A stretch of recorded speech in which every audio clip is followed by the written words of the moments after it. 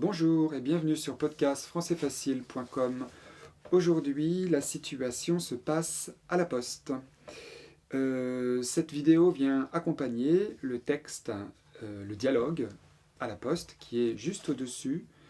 Et si vous regardez cette vidéo sur YouTube, alors je vous invite à regarder le lien qui est ci-dessous pour écouter d'abord le dialogue auquel je fais référence. Alors, la poste, c'est l'endroit où on va poster, envoyer son courrier. C'est aussi là qu'on peut acheter des timbres. Le timbre, c'est ce petit autocollant, ou enfin cette petite taxe, enfin il ne faut pas dire ça, mais disons ce petit bout de papier qui permet d'envoyer son courrier à l'autre bout du monde. Et donc dans le cas présent, vous avez une personne qui va demander 5 timbres et il va préciser que ce sont des timbres pour le Japon. Alors vous avez vraiment deux cas de figure.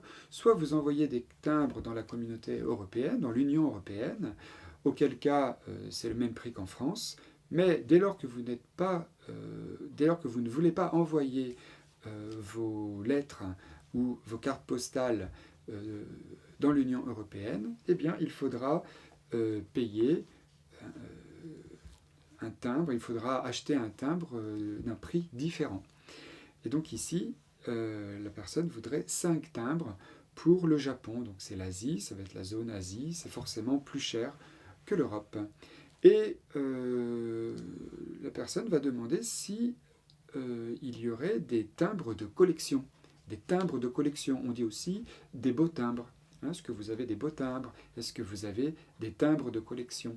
Alors le timbre de collection, c'est le même prix que le timbre normal, mais il est d'un design un peu différent. Il va y avoir des coloris ou bien des motifs qui sont originaux ou alors qui vont reprendre des monuments, l'architecture ou bien des événements culturels du pays. Et donc quand on voyage, en général, on apprécie ce genre de timbre.